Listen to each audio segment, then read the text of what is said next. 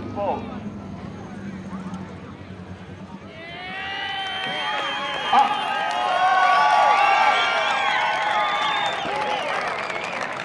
Well, I thought he got hit by a set of engine cases, which usually happens in that circumstance.